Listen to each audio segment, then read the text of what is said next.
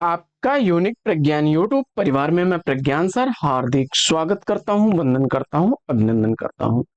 प्यारे साथियों, अगर आप टीएसटी पीएचडी जैसी प्रवक्ता LT grade UGC net JRF आदि विभिन्न प्रतियोगी परीक्षाओं की तैयारी कर रहे हैं तो बिल्कुल सही प्लेटफॉर्म पर हैं और आपके लिए वीडियो होने वाला है काफी महत्वपूर्ण, क्योंकि आज के इस वीडियो में करने वाले हम लोग अज्ञेय जी के संदर्भ में विद्वानों के प्रमुख कथनों को। तो साथियों, आज की आप पाठचर्या प्रारंभ करें इससे पूर्व अगर वीडियो को पहली बार देख रहे हैं तो वह चैनल पर नए हैं तो कृपया चैनल को सब्सक्राइब, वीडियो को लाइक और शेयर करना बिल्कुल ना भूलें। तो पाठचर्या को प्रारंभ करें उससे पूर्व एक सूचना। अगर आप वीडियो से संबंधित बुक का पीडीएफ अथवा प्रिंटेड बुक प्राप्त करना चाहते हैं तो इसके लिए आप हमें दिए गए नंबर 9415940501 9415940501 पर व्हाट्सएप कर सकते हैं आप।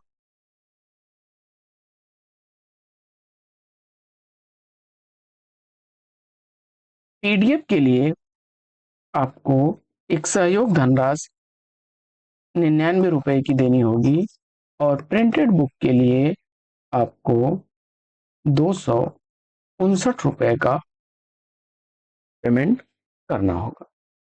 पीडीएफ अगर प्राप्त करना चाहते हैं तो इसके लिए हिंदी 2024 लिख करके आप व्हाट्सएप कर सकते हैं 9415940501 पर। साथियों, बिना किसी अतिरिक्त के पाठचर्या को प्रारंभ करेंगे। देखिए, पीडीएफ या बुक को आप तक पहुंचाने का मुख्य उद्देश्य यही है कि आपके समय और श्रम को बचाया जा सके और हमारा प्रयास होता है कि हम कम से कम समय में अधिक से अधिक कंटेंट आपको उपलब्ध करा सकें। तो साथियों, बिना किसी अतिरिक्त समय के और देखते हैं आज हम लोग अज्ञेय जी के संदर्भ में विद्वानों के प्रमुख कथनों को और अन्य महत्वपूर्ण तथ्यों को। अज्ञेय जी के संदर्भ में पहला कथन हम लोग लेते हैं रामस्वरूप चतुर्वेदी जी का। रामस्वरूप चतुर्वेदी जी लिखते हैं, आधुनिक साहित्य में मानवीय व्यक्तित्व व उनकी सर्जनात्मकता की सबसे गहरी चिंतना अज्ञेय की कृति में मिलती है। यह कथन है रामस्वरूप चतुर्वेदी जी का अज्ञेय जी के संदर्भ में। अगला कथन हम लोग उठाते हैं और यह कथन है बच्चन सिंह का।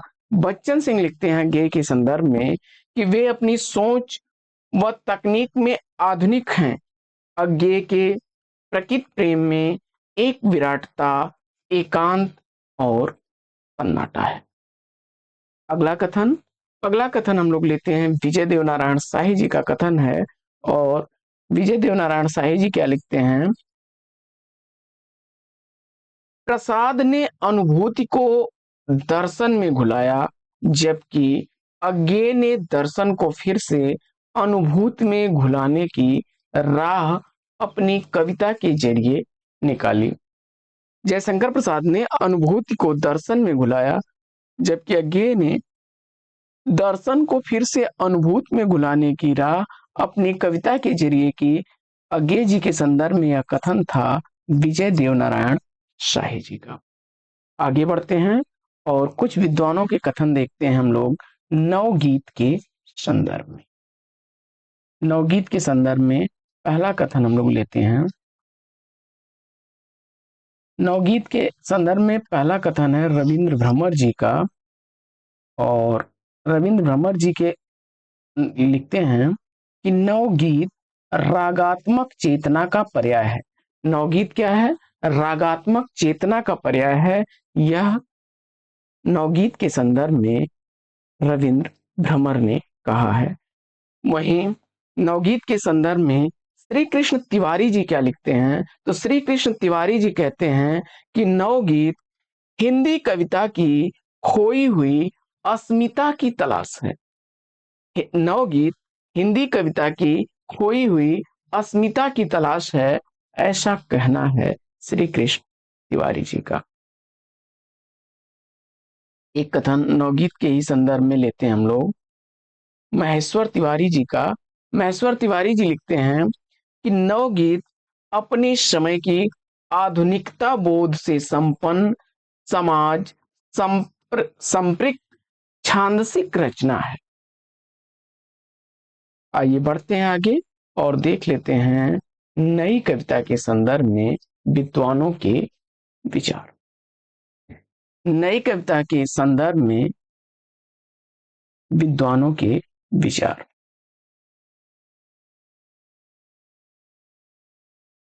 नई कविता के संदर्भ में पहला कथन हम लोग लेते हैं गे जी का।